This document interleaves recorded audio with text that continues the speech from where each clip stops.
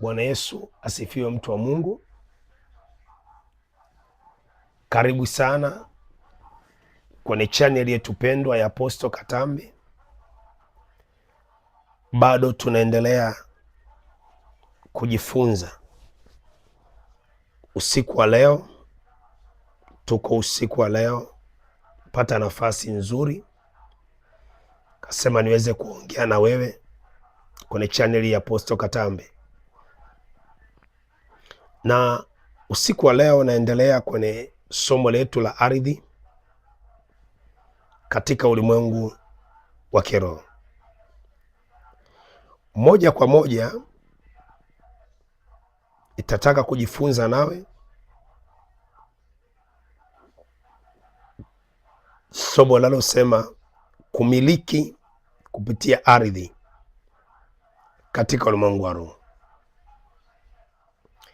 Kumiliki kupitia ardhi katika ulimwengu wa roho. Nini ninachotaka kufundisha katika siku ya leo? Ya kwamba katika ulimwengu wa roho mafanikio yako yanaanza katika ulimwengu wa kiroho. Sawasawa na waraka wa 3 wa Yohana, kitabu cha waraka wa 3 wa Yohana sura ya 1 mstari wa 2. Maandiko yanasema, mpenzi, naomba ukafanikiwe katika mambo yote na ukawe na afya njema kama vile roho yako ifanikiwavyo. Nini nataka nifundishe siku ya leo? Mafanikio yako yanaanza katika ulimwengu wa kiroho. Lakini unapoanza katika ulimwengu wa roho, ndio maana anasema katika kitabu cha Kutoka, kitabu cha Malaki sura 3 mstari wa 10, anasema nitakufungulia madirisha ya mbinguni. Ardhi imebeba malango, mbingu zimebeba madirisha. Mbingu zinapoachilia kwenye ardhi, ndio unamiliki katika ardhi. Nasema mtumishi, unamilikije kwenye ardhi? Kuna watu wengi wameanzisha biashara kubwa, lakini biashara zile zimekufa. Kuna watu wameanzisha makampuni makubwa, makampuni yale yamekufa. Kuna watu wameanzisha miradi mikubwa, lakini miradi ile imekufa. Hawakujua siri ya kwanza ya kumiliki ni ardhi katika ulimwengu wa roho. Siri ya kumiliki huo mtaa unaoishi ni kwenye ardhi wacho walitumia. Siri ya kumiliki eneo lako la biashara ni kwenye ardhi unakoishi. Kwa nini sasa?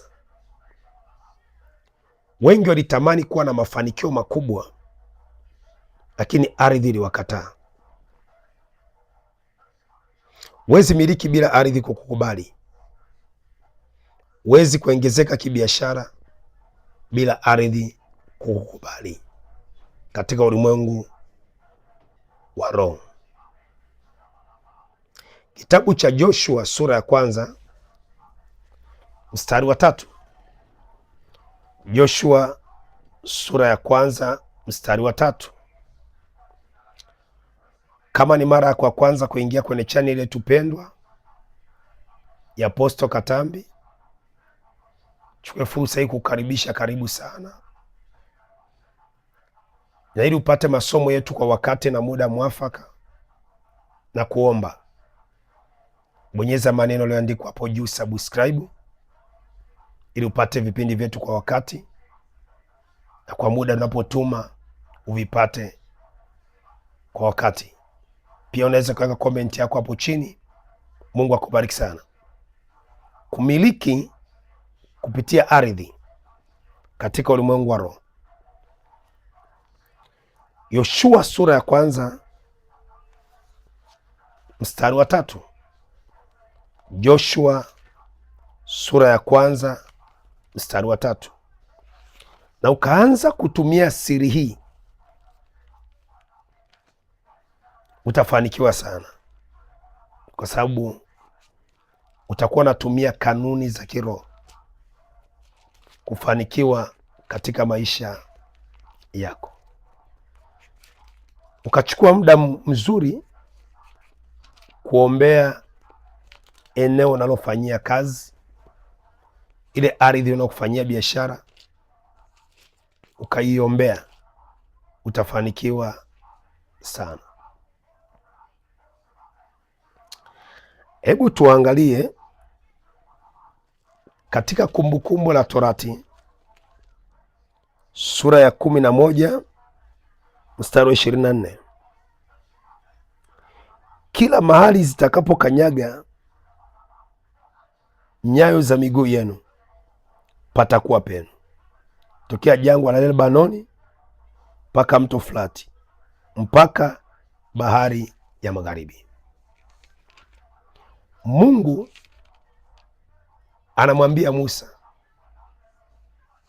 kwamba patakuwa penu kila mahali mtakapokanyaga nyayo za miguu yenu, patakuwa penu.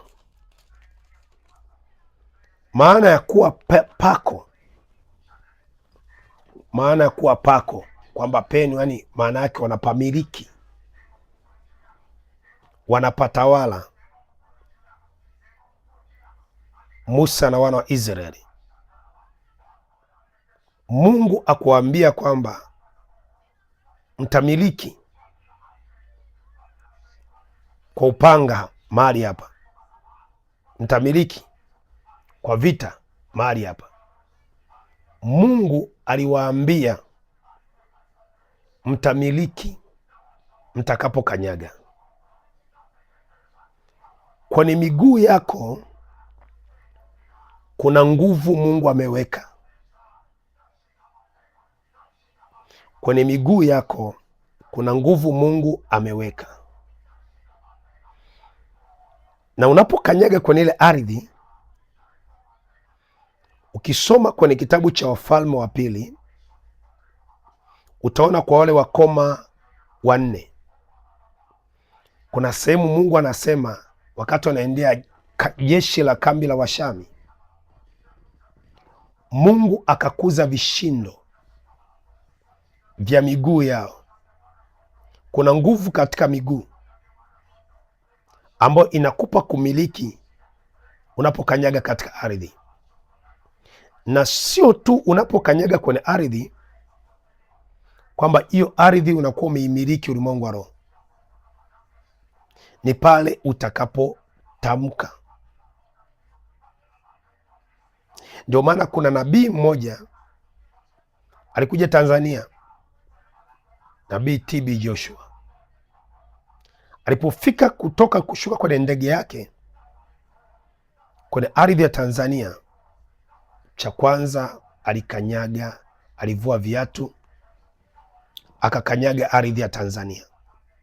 Alikuwa anatafuta kwanza umiliki wa ardhi ya Tanzania. Maana yake Nigeria amemiliki, lakini Tanzania hajamiliki bado kwenye ardhi. Nini ninachotaka kufundisha? Kwamba Mungu anamwambia Nabii Joshua, Musa, kwamba zitakapokanyaga nyayo za miguu yenu patakuwa penu, patakuwa penu. Maana yake unamiliki kupitia ardhi, maana yake kile eneo wanalitawala wao, le eneo wanalitawala wao, wameliweka chini yao katika ulimwengu wa roho. Kwa hiyo kupitia ardhi wao wanamiliki, wanatawala. Pendo, unanisikiliza, unaweza ukafanya biashara lakini ardhi ikakataa. Unaweza ukafanya kazi, ukafungua hoteli yako, meza yako nzuri ya kuuzia nyanya, samaki, kijiwe cha kuchoma mahindi, duka lako kubwa, hardware kubwa, biashara yote unaijua wewe, au kaingia tu ofisini ukashangaa vita vinainuka ofisini. Ardhi, cha kwanza unapofika kwenye eneo, kabla hujapata hao wateja, cha kwanza unapofika kwenye eneo, kabla hujafungua hiyo biashara kubwa, cha kwanza unapofika kwenye eneo, kabla hujafanikiwa mafanikio makubwa, kitu cha kwanza kwenye ulimwengu wa roho wa giza na ulimwengu wa roho wa Mungu wanachoangalia ni ardhi ulioifika. Ardhi inaweza kukukubali, ardhi inaweza kukukataa. Ukaweka mtaji hapo, mchawi tu akasema kwenye ardhi hii hatafanikiwa. Ukiweka mtaji kwenye ndoa, umeenda kwenye ardhi hii, ndoa itadumu. Kwenye ardhi hii biashara yake itadumu. Kwenye ardhi hii kazi yake itadumu. Katika ulimwengu wa roho, kwa ardhi inaweza kukukubali, inaweza kukukataa. Kwa hiyo unapofika kwenye eneo lolote, ili umiliki kibiashara, umiliki kwenye hiyo boma unakoingia, hiyo koo unakoingia, cha kwanza ulimwengu wa roho, shughulika na hiyo ardhi. Utashughulikaje na hiyo ardhi? Takufundisha vitu vya kuombea hiyo ardhi, na unaiweka chini ya miguu yako, unaambia nitakumiliki, nitakutawala. Ardhi, sema mema kwa ajili ya maisha yangu. Ardhi, tangaza kibali kwangu. Ardhi, tangaza kufanikiwa kwangu. Huwezi fanikiwa cha kwanza bila kuimiliki ardhi katika ulimwengu wa kiroho. Iwe ni mkoa unataka utawale, omba na hiyo ardhi, imiliki na kuitawala hiyo ardhi katika ulimwengu wa nini? Wa roho. Tunaona Mungu anamwambia Musa, nimewapa kupitia kukanyaga ardhi. Lakini Joshua sura ya kwanza, Joshua sura ya kwanza mstari wa 3, wakati Musa anakufa, Mungu anarudia maneno yale yale kwa nabii Joshua, msaidizi wake. Yaani yule mkubwa wa rais amekufa, hasa huyu makamu wa rais anapewa maelekezo yale yale. Yoshua sura ya kwanza mstari wa 3 asema, kila mahali zitakapokanyaga nyau za miguu yenu nimewapa ninyi. Musa aliambiwa mtakapokanyaga nimewapa ninyi. Bahati mbaya Musa akawa amekufa, lakini Mungu anarudia maneno yale yale kwa nabii Joshua kwamba zitakapokanyaga nyayo za miguu yenu mutatawala na kumiliki.